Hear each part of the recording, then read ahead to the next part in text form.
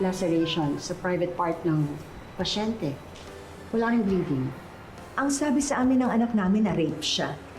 Are you suggesting naggawa-gawa lang yun ng anak namin? Negative findings of laceration do not necessarily mean na walang rape na naganap. Good day, Your Honor. Attorney Caterina Almodal, respectfully appearing as a private prosecutor under the control and direct supervision of the private prosecution. Sigurado ko bang iyak yung narinig mo? Siguradong sigurado. Hindi kaya ang narinig mo ay isang ungol ng babaeng nakikipagtalik? Ano bang alam mo sa pagkakaiba ng iyak at ungol? Excuse me? So magkalaban yung dalawang bar top notchers? Nalampaso daw talaga si Lilet ng malala. Pero hindi ni Attorney Catarina, kundi ng witness na kinaprosexamine niya. People can call Trixie many things. But a liar? No. Kaya nga kami naging close agad eh. Kasi prangka siya at hindi marunong magsinungaling. And most importantly, si Trixie ang klase ng tao na kapag galit siya ngayon, bukas hindi na.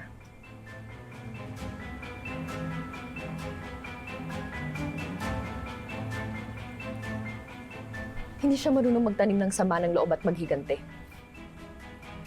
Kaya itong pinapalabas nila, naggawa-gawa lang ni Trixie ang rape na to para maghigante kay Ino. It's pure BS.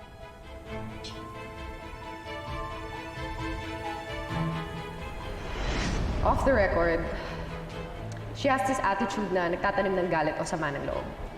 Like what she did to Ino. Galit na galit siya kay Ino and she even warned him that she's gonna make him pay for dumping her. Sabi niya, Ino will regret kung bakit siya nakipagwalay sa kanya. Maari mo bang isalaysay sa hukumang ito ang nangyari noong March 1, 2024? Lasing ako nun. Umiiyak ako. Kasi pinahiya ako ni Ino sa party. But then he went to me to say sorry. Trixie. Ino. Kaya mo pa ba? Leave me alone. Di ba pinahiya mo ako kanina? Look, Trixie. You've done enough embarrassment for the both of us. That's why I'm here. Kasi gusto ko mag-sorry sa'yo. Dahil lasing ako, he asked me kung pwede ako pumunta sa room niya to rest.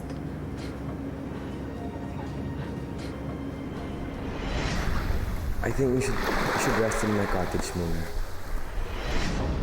The next thing I remember,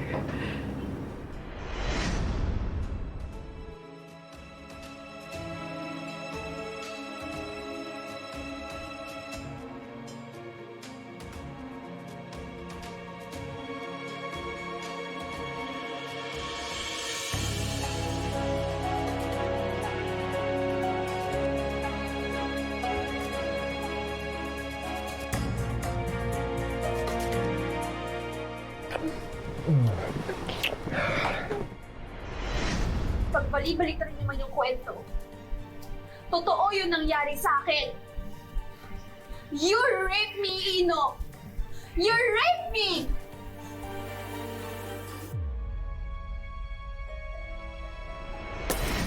Ano? This is what you want, No, diba? Ino, no, please. Right? Stop! Stop! Diba? No, Ino. No, don't do this to me, Ino. No, Ino. Ino.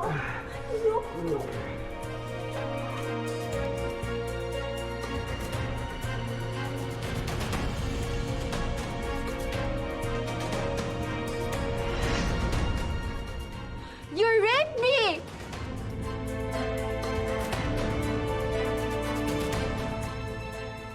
Rapist ka! Liar! Order in the car! Liar! Rapist ka! Calm down. Dad, she's making this stuff up. We'll fix I didn't rape her. We'll fix this. Sit down, sit down. She's... Liar siya.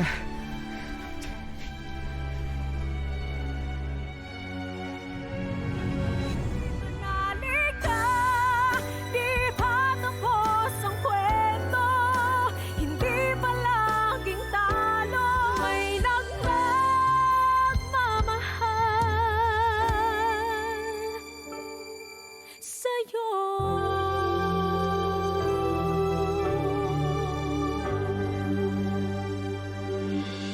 Mesingano, ang sabi mo sa statement mo, lasing na lasing ka nung gabing yun. Tama? Lasing. Yes. Pero, malinaw na malinaw sa judicial affidavit at sa statement mo sa police station na, I quote, lasing na lasing ako nung gabing yun.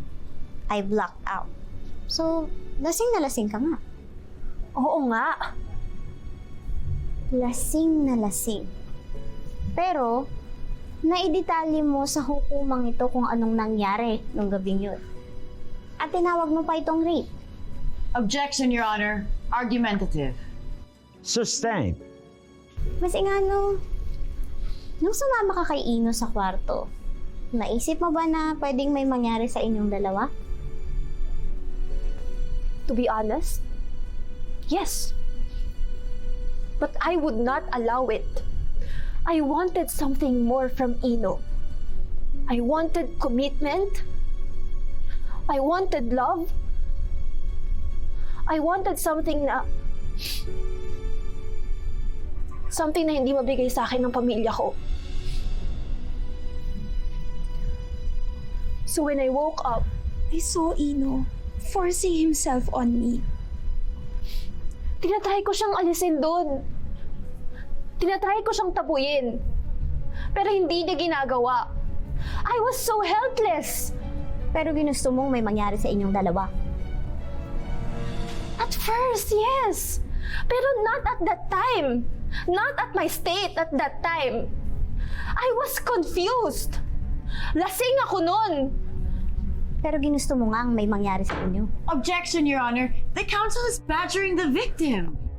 Ano bang gusto mo ipalabas, ha? Na ginusto ko to nangyari sa akin?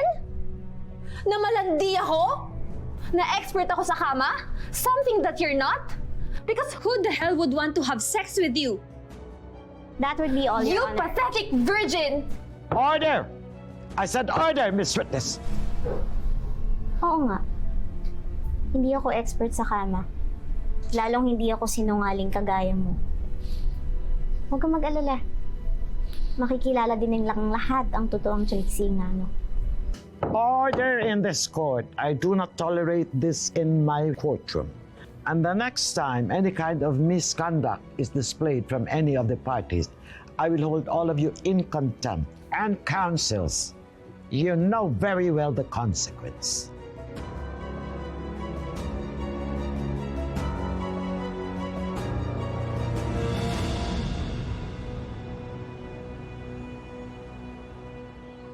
Attorney, narinig mo naman siguro kanina, mukhang merong pasabog na gagawin yung si Lynette. For sure. So what do we do now? We will wait for their next affidavit so we know how to battle them. As it is, they only have Ino as a witness. Nothing more. So maghihintay na lang ba tayo? Ganun lang? Yes, But that bitch is bound to ruin me. 100%. And that's okay with you? Of course not, Trixie. But that's the harsh reality of your case. The other camp will do everything in their power to tarnish your reputation and credibility. So instead of being a bitch to me as your first line of defense, be a cold bitch to not be affected by anyone's intimidation or opinion about you. Pumasok ka ng wasak sa kasong to. Huwag mong hahayaan na lalabas ka dito na mas wasak na wasak pa. So win this case. Win this case, attorney. That's the only way na mabubuo ulit ako.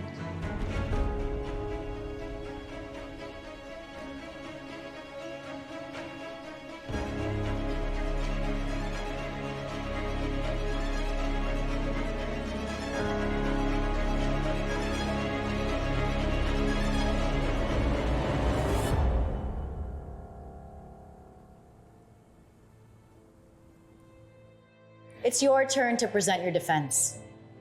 You plan on ruining her, tama? Kung na-lecturean mo ko tungkol sa women empowerment, please, si Trixie na lang. Mula pagkabata pa namin, lagi ko nang sinasalo yung mga kalokohan niya. Kahit na ako pa yung mapapahamak. Tapos isang araw sabi ko sa sarili ko, tama na, Lynette. Tigilan mo na yung pagpapagamit mo kay Trixie. Kasi sadly, hindi ibang babae o lalaki ang tutulong sa'yo, kundi sarili mo lang. I don't know much about your past with Trixie. Pero kung ano man klaseng babae siya, kung santa man siya, santa santita, pokpok o pakawala, rape is rape. And you should be mad about that.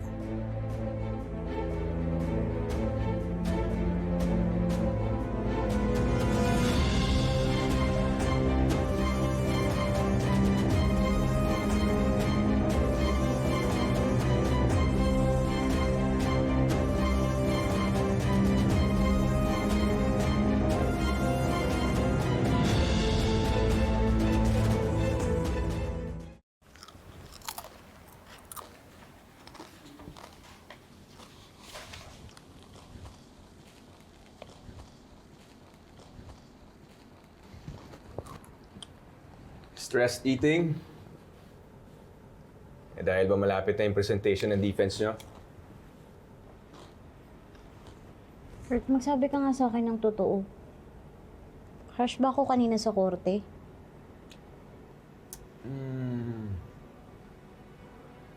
Yup. Grabe naman to. Well, you're defending an accused. Kung hindi ka magiging harsh, then you're trash. Di ba?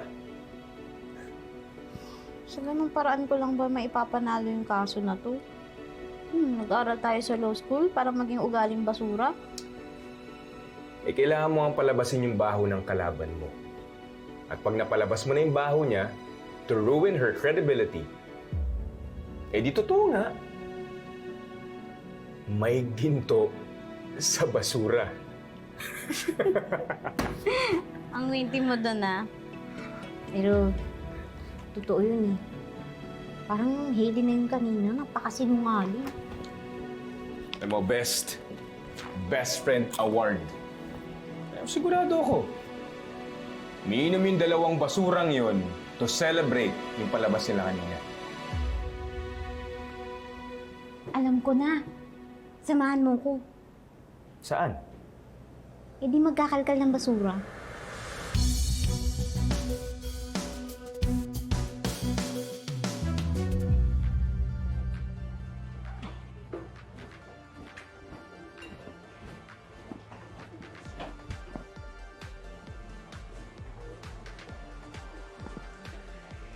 Oh, tatigilan ka dyan. Okay ka lang ba? Oo. Eh, tinitingnan ko lang kasi yung mga girls. Ang gaganda nila, no? Tapos, napapalibutan pa sila ng mga boys. Hindi ko maiwasang hindi maalala yung sinabi ni Trixie sa akin. Na wala daw matinong lalaking magkakagusto sa akin. Sus, huwag kang maniwala doon. She was just being harsh to you. Okay? Ay isang matinong lalaki, mga kagaya mo magugustuhan na babae. Talino, mabait, matapang, daig pa tigre. Rar. Tigre talaga? Oh! Paano nga ulit? Rar. Uy, did you hear about the news? Si Trixie Engano, ni-rape daw ni Ino. Girl, please. Malandi naman talaga siya. Oh my God. That's your cute, tiger. Copy, Tigres.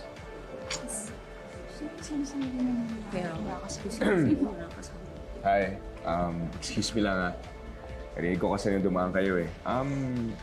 Tingin ko hindi tama na sabihan niyo si Trixie ng ganun. I know her. Matino siyang babae. Matino?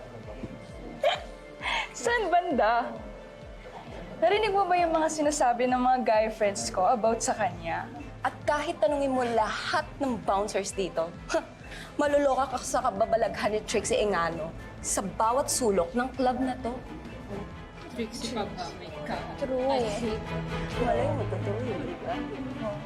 Ano nga yung nakaraan? Kasi ano ba? Talaga yun. True.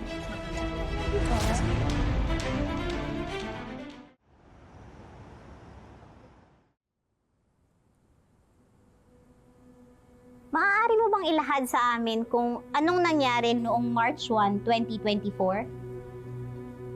Trixie was so drunk when I saw her sa shore. And it's not even true that I went there to say sorry. I wanted her to go home. Dahil lasing na siya. Kaya hinahanap ko si Hailey. But she kept insisting na pumunta kami sa kwarto ko. Trixie. To be honest, I really thought we had a great time together.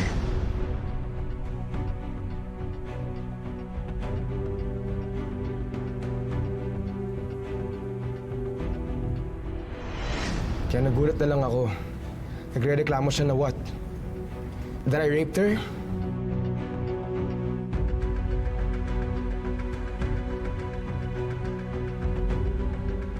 But everything that we did there that night, it was all consensual.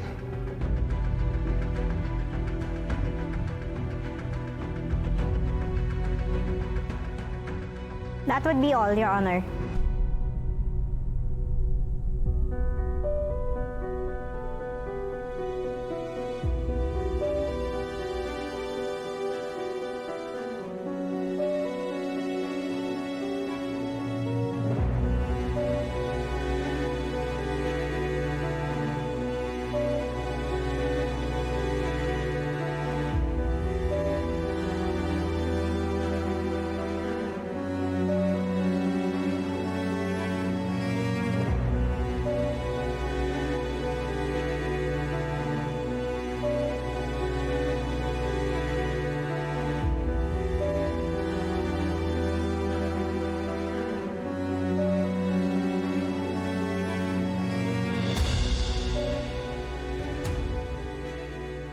Do you mind showing me your arm, Mr. De Leon? I see na magaling na ang sugat mo sa braso ng dahil sa bote. It was an accident, as I've said earlier. Accident? Really? Aksidente ba talaga? O hinampas sa'yo ni Trixie yung bote dahil tumanggi siyang makipag-sex sa'yo? Objection, Your Honor. Asked and answered. Overruled. Witness, answer the question. No, nabasag dahil malikot siya sa kalasingan. Walang ibang dahilan. Walang ibang dahilan? O wala nang lakas si Trixie? Yes, wala na rin siyang lakas. Kasi lasing na si Trixie. So, nakipag-sex ka sa isang babaeng lasing at walang lakas. Isn't that rape, Mr. De Leon? Objection. Argumentative and compound question. Overruled. Answer the question. Isn't it rape when you have sex with someone who's too weak and too drunk? I did not rape her, okay? If I wanted to have sex with Trixie, I am confident na hindi ko na kailangan siyang puwersahin pa.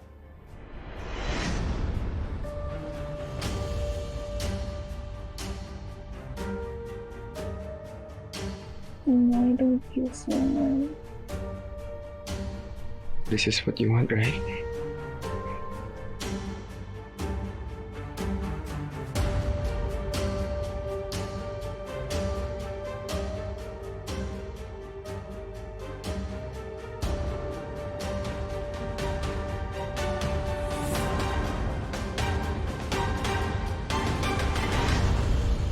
You can ask around at malalaman mo, Trixie will do everything just to get with a guy in bed. How dare you, you liar! Order! Order! Come on! Order! Stop People it. know you! Oh yes, kilala ko ng mga tao. And they know na hindi totoo yung sinasabi mo, Ino. Sila yung gagawin yung lahat para to get me. Yeah, and they get you, diba? So easily. That's why I stopped liking you. What happened between us? Trix, it was just sex. No! You raped me! Rapist ka, Ino! Liar! Rapist ka! Nirape Liar mo ka! ako! Nirape mo ako! Stop it, Trixie. No! Nirape niya ako! Nirape niya ako! Rapist ka! Order in the court. You better make sure you control your client's counsels, or you will suffer the consequence.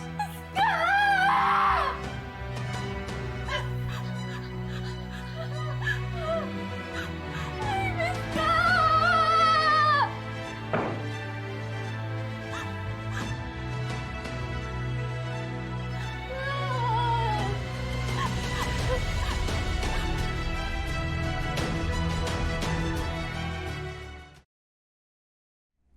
We were at the bar. Inaway niya ang girlfriend ko. On the same night, nagulat nga ako nung nakatanggap ako ng message na pinapapunta niya ako sa hotel. Namit namin siya ng friend ko like 3 months ago. Actually, nagulat pa nga po ako nung pumayag siyang sumama sa amin pa uwi. Yun na. Alam niyo na kung anong nangyari sa amin tatlo. Nako, si Ma'am Trixie. Kilalang-kilala namin yun sa club. Sabi nga nila, di ba? Hindi nagsisinungaling ang CCTV.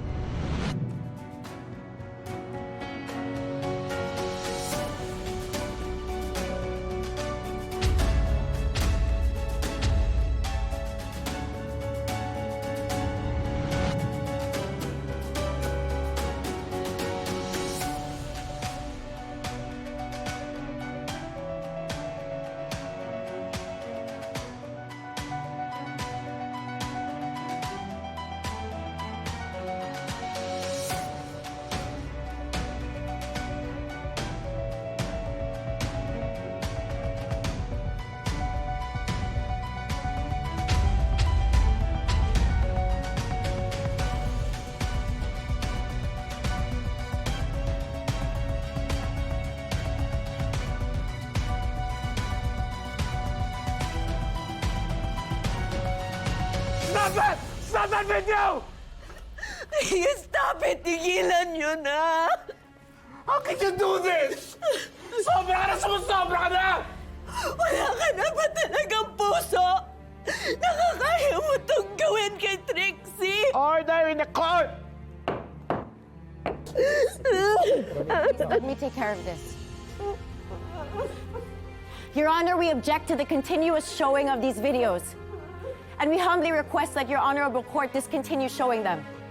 As you can see, the victim is clearly aggravated by this trauma. Furthermore, these statements and these videos presented in court today in no way prove na inosente ang akusado. These are irrelevant. And just because this past behavior of Trixie has come to light, that does not mean that she cannot experience sexual abuse and rape.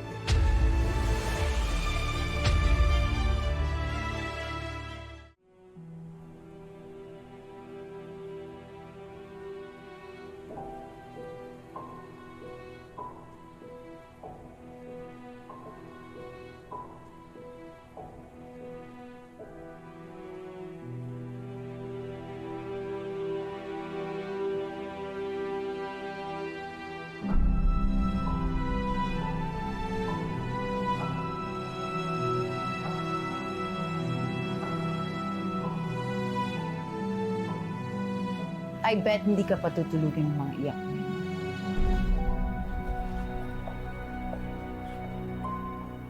I knew you were going to do that.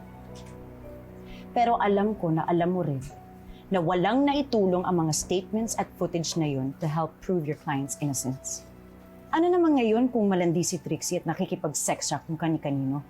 Ano naman sa'yo kung gawin niya yun sa CR, sa bar, o kaya sa kasada? Hindi na ba siya pwedeng tumanggi sa isang lalaki at sumigaw ng rape? You just showed me your true self today in court, Attorney Matias. Basura ka din pala, katulad ng mga pipitsuging abogado na kilala ko. Leave it! I can manage.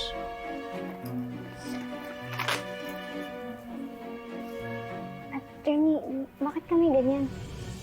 None of your business.